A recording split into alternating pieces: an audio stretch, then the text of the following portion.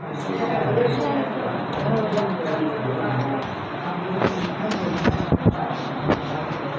चलो बच्चों, आज हम समझते हैं तरंगाग्र। ठीक है, वेव फ्रंट। कल हम लोगों ने जहां तक पढ़ा था, तरंगाग्र भी एनसीईआरटी में जो है वो दिया है, ताकि मतलब उससे डायरेक्ट क्वेश्चन पूछ लिया जाता है। तो जब हमने हाइगेंस की तरंग सिद्धांत पढ़ाया था तो वहाँ तरंगाग्र तो बताया था, लेकिन अलग से भी इसकी परिभाषाएं आ जाती हैं, प्रकार आ जाते हैं, तो आप उनको भी देखने के लिए तैयार रहें। और बहुत छोटा सा टॉपिक है, इसे समझ लें। ठीक है, तो तरंगाग्र क्या है, वेव फ्रंट क्या है, वो समझिए। यदि हम माध्यम में कोई ऐसा पृष्ठ खींचे, यदि हम माध्यम में कोई ऐसा पृष्ठ खींचे कि जिसमें स्थित सभी कण कंपन की समान कला में हो, तो ऐसे पृष्ठ को तरंगाग्र कहते हैं। मतलब जब तरंग चलती है, जब तरंग चलती है तो माध्यम के जो कण हैं, जिस माध्यम पे वो चलता है, जैसे कि हाइगेंस ने बताया था कि ईथर पे चलता है ना, हर जगह ईथर व्याप्त है। तो जो माध्यम है, उनके जो माध्यम के कण हैं वो अगर समान कला में है, मतलब कोई ऐसे उठा है तो दूसरा वाला भी ऐसे उठा हो, तीसरा वाला भी उठा हो, सब उठे हों, तो जितने समान कला में हैं, सब समान कला वाले, उस पृष्ठ को ही हम तरंगाग्र कहते हैं। साधारण सी भाषा में, जब हम पानी में कोई पत्थर फेंकते हैं तो पानी में कोई वैसे उठा हुआ पानी फिर ऐसे ऐसे जाता है कि नहीं, लहरदार, तो जो उठा हुआ पृष्ठ बना वह तरंगाग्र है एक तरीके से, क्योंकि पानी के जो सभी कण थे वो समान कला में आ गए हैं। जो नीचे दबे हैं वो भी समान कला में है, तो नीचे वाला एक तरंगाग्र, एक ऊपर वाला, ऐसे तरंगाग्र के रूप में तरंगे चलती हैं। इसी को तरंगाग्र कहते हैं। बहुत सिंपल साधारण भाषा में लिखा है कि यदि हम माध्यम में कोई ऐसा पृष्ठ खींचे, अरे यहां पर खींचना मुश्किल है ना, तो हम कल्पना ही तो करते हैं कि ऐसा पृष्ठ खींचें कि जिसमें स्थित सभी कण कंपन की समान कला में हो, तो ऐसे पृष्ठ को, जो समान कला वाला पृष्ठ है, उस पृष्ठ को तरंगाग्र कहते हैं। अच्छा, तरंग जो होती है, यानी जो तरंग चलती है, जो ऊर्जा चलती है, कल विधिवत बताया गया था इसके बारे में, इसके पीछे वाले वीडियो में। तरंग जो है तरंगाग्र के संचरण की दिशा के लंबवत होती है। तरंगाग्र जो बना, देखो ध्यान से, इसको समझो, ज्यादा समझ में आए। जैसे मान लो ये कोई प्रकाश स्रोत है, अब इसमें जब प्रकाश निकलेगा, चलेगा, तो ये तरंगाग्र हैं। ये माध्यम के जो कण हैं वो समान कला में हैं, और जो किरण जो है वो इन तरंगाग्रों के अभिलंबवत चलती है। तो प्रश्न आ जाता है ना कि तरंग कैसे चलती है, वो ऑप्शनली भी आ जाता है। तो आप कहेंगे कि तरंगाग्र के अभिलंबवत चलती है तरंग, जिसे हम किरण कह देते हैं। जो प्रकाश की किरण आ रही है, जो प्रकाश की किरण है, वो कैसे चलती है, तरंगाग्र के लंबवत। अच्छा, ये तरंगाग्र जो होते हैं वो कई प्रकार के हो सकते हैं। जैसे 3 प्रकार आप देख सकते हैं। पहला समतल तरंगाग्र, गोलीय तरंगाग्र और बेलनाकार तरंगाग्र।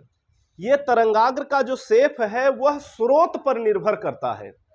जिस स्रोत से प्रकाश आ रहा है उस स्रोत पर निर्भर करता है कि यह गोलीय होगा, समतल तरंगाग्र होगा कि बेलनाकार तरंगाग्र होगा। अगर तुम जो पानी में पत्थर फेंके थे तो जो तरंगाग्र बना था, देखिए ध्यान से, तो गोला गोला करके बना था कि नहीं, तो उस तरंगाग्र को हम गोलीय तरंगाग्र कह सकते हैं, गोलीय तरंगाग्र कह सकते हैं। और ध्यान से समझिए, अगर कोई प्रकाश, जैसे बल्ब तुम जलाए तो वह बिंदु आकार का स्रोत है ना, जो स्रोत है वो बिंदु आकार का है, तो उसके चारों तरफ क्या बनेंगी, तरंगाग्र। तो जो तरंगाग्र बनेंगी उसका नाम हम रख देंगे गोलीय तरंगाग्र, उसे हम रख देंगे गोलीय तरंगाग्र। ये ध्यान समझिए, अगर कोई बिंदु आकार का भी स्रोत है, अगर बहुत दूर ट्रेवल कर रहा है, तो उससे आने वाली प्रकाश की किरणें समतल दिखाई देती हैं और उनका तरंगाग्र भी समतल टाइप हो जाता है। जैसे सूर्य से, सूर्य बिंदु स्रोत तो है, अरे गोलाकार है तो बिंदु स्रोत ही है, लेकिन वहां से जो प्रकाश की किरणें आती हैं, जो प्रकाश किरणें आती हैं वो कैसी होती हैं, समतल, मतलब कहने का मतलब समांतर एक दूसरे से होती हैं। कैसे होती हैं, समांतर। तो वहां पे जो भी तरंगाग्र आ रहे हैं वह तरंगाग्र हम कहेंगे समतल तरंगाग्र। क्या बोलेंगे, समतल तरंगाग्र, मतलब कहीं दूर से प्रकाश आ रहा है, या पूरा प्लेट की तरह कोई बना दिया जाए, कोई प्लेट की तरह पूरा स्रोत बना दिया जाए। प्लेट की तरह स्रोत होते हैं ना बहुत सारे, तो प्लेट की तरह स्रोत बना जाए तो उनके सामने जो तरंगाग्र होगा वो प्लेट की तरह भांति आएगा। अगला, अगर बेलनाकार है, अरे रॉड की टाइप, जो रॉड की टाइप, जैसे ये रॉड है ना, रॉड की टाइप कोई बिंदु स्रोत हो जाए तो इससे जो तरंगाग्र निकलेंगे वो भी बेलनाकार ही निकलेंगे, ऐसे निकलते चले जाएंगे चारों तरफ से। जैसे ये गोलाकार, ऐसे ये बेलनाकार निकलते चले जाएंगे, आगे एक्सपेंड होते चले जाएंगे। क्लियर है बात? तो इस तरीके से हम तरंगाग्र के बारे में समझ लिए कि तरंगाग्र होता क्या है और तरंगाग्र के लंबवत क्या चलती है, किरणें चलती हैं। ये सारे पॉइंट आगे चैप्टर में आपके काम देंगे, जब हम अपवर्तन, मतलब बहुत सारी जगह ये तरंगाग्र ही काम देगा, हम तरंगाग्र ही लेके चलते हैं। क्लियर है? तो ठीक है, तरंगाग्र को देख लीजिए और बना डालिए इसको। ठीक,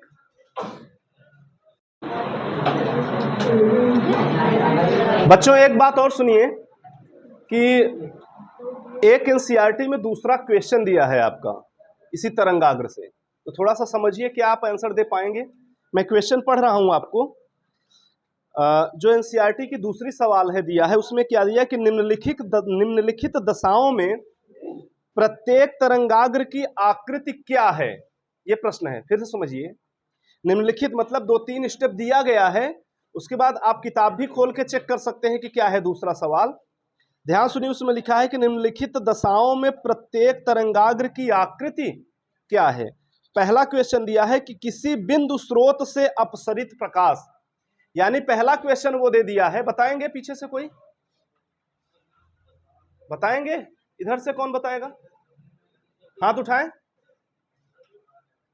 क्वेश्चन बोल चुके हैं, किसी बिंदु स्रोत से अपसरित प्रकाश, किसी बिंदु स्रोत से अपसरित प्रकाश कैसा होगा? इन तीनों में से कोई होगा। कैसा तरंगाग्र निकलेगा? गोली तरंगाग्र निकलेगा। अरे बिंदु स्रोत से निकलने वाला क्या है? गोली। तो एनसीईआरटी का जो दूसरा क्वेश्चन है, उसका पहला क्वेश्चन ये है कि अगर बिंदु स्रोत से हो तो कैसा होगा तरंगाग्र, तो आप लिख देंगे गोली तरंगाग्र। दूसरा क्वेश्चन बहुत इंपॉर्टेंट है, ध्यान से सुनिए। जिसके पास दिमाग होगा वही आंसर दे पाएगा, है तो दिमाग सब मनुष्य ही हो। दूसरा, उत्तल लेंस से निर्गमित प्रकाश जिसके फोकस बिंदु पर कोई बिंदु स्रोत रखा है। बड़ा मजेदार प्रश्न है, ध्यान समझिएगा। हटा देते हैं हम यहां से। क्या है? एक उत्तल लेंस है। क्या है? एक उत्तल लेंस है।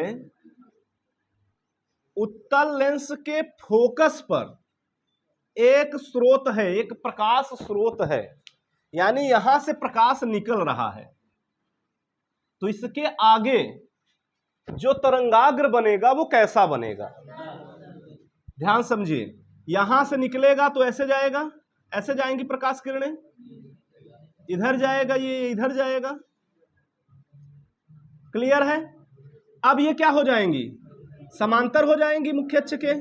जानते ही हो, अगर फोकस पे स्रोत है तो जब प्रकाश किरणें अपवर्तित होंगी तो वो क्या होंगी? समांतर हो जाएंगी। अब बताइए, ये किरणें ऐसे जा रही हैं तो तरंगाग्र इसका कैसे है? ऐसे है ना, तो कौन सा मारोगे आप? समतल तरंगाग्र है। एनसीईआरटी के क्वेश्चन नंबर 2 का दूसरा क्वेश्चन क्या होगा? समतल तरंगाग्र। क्लियर है?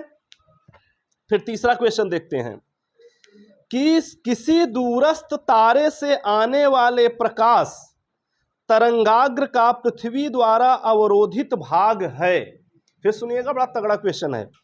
किसी दूरस्थ तारे से, दूरस्थ तारा यानी बहुत दूर जो स्थित तारा है, तारा आप जो सूर्य है उसे भी तारा ही कहते हैं, वो भी एक तारा ही एक प्रकार का, तो आप उसी का एग्जाम्पल ले लीजिए। किसी दूरस्थ तारे से आने वाले प्रकाश तरंगाग्र का पृथ्वी द्वारा अवरोधित भाग, यानी जो पृथ्वी पर पड़ रहा है वह जो भाग है उस पर कैसा तरंगाग्र गिर रहा है? गोली। गोली। सबका आंसर गोली बिल्कुल सही है, लेकिन बिल्कुल सही तो नहीं है, लेकिन सही है कुछ हद तक। सही क्या है? ध्यान समझिए। सपोज दैट तुम्हारा ये प्रकाश, यहां से ये बल्ब का आ रहा है प्रकाश, मैं थोड़ी सी गोली ले लूं कोई कोई गोला चीज बहुत छोटा सा ऐसे रख दो यहाँ, तो प्रकाश तो बहुत आ जा रहा है ना। अब उस स्रोत को तुम सूर्य समझ लीजिए, और ये जो गोली है इसको आप अपना पृथ्वी समझ लीजिए, इतना ही बड़ा भाग है ये। तो ये क्या कहते हैं, हाँ ये बताएंगे, बताएं थोड़ा बताएंगे, लगातार उनको ज्ञान दिए पड़े हो, भ्रष्ट हो जाएगा उनका दिमाग। अब ध्यान सुनो, वहां से जो सूर्य का जो मतलब अगर आपका जो स्रोत है, स्रोत से प्रकाश किरणें आ रही हैं, तो ये जो गोली है जो रखा है, इस पर जो प्रकाश पड़ेगा वो समतल पड़ जाएगा। अरे वहां से तो गोलाकार निकल रहा है बहुत सारी किरणें, आप समझिए ऐसे, जैसे यहां से तो बहुत सारी, ये सूर्य हो गया सपोज है, अगर मैं यहां पर बहुत दूर, यहां पर अगर पृथ्वी हम देख लें, ऐसे मान लो यहां पृथ्वी है, तो जो प्रकाश की किरणें यहां पर आ रही हैं वो एक तरीके से समतल नहीं दिखाई दे रही हैं, यानी जो पृथ्वी पर पड़ेंगी तब वो समतल दिखाई देंगी। बाकी है तो गोलीय, बाकी तो गोले की तरह निकल रही हैं, लेकिन पृथ्वी बहुत छोटा सा है, अगर किसी तारे से प्रकाश आ रहा है तो इतनी दूर होने के कारण उनकी किरणें जो हो जाती हैं वो समांतर हो जाती हैं। जैसे सूर्य से आने वाली प्रकाश की किरणों को हम क्या समझते हैं, समतल समझते हैं, है ना, तो समतल हो जाएंगी। ठीक है, तो इस तरीके से आप समझ सकते हैं कि जो पृथ्वी का भाग जो घिरेगा वो समतल तरंगाग्र के तरह होगा। तो इसका आंसर ये है। ठीक है, तो इस तरीके से तरंगाग्र वाला टॉपिक से ये जो प्रश्न था ये इसी प्रकार से पूछे जा सकते हैं और आप इसका आंसर दे सकते हैं। ठीक।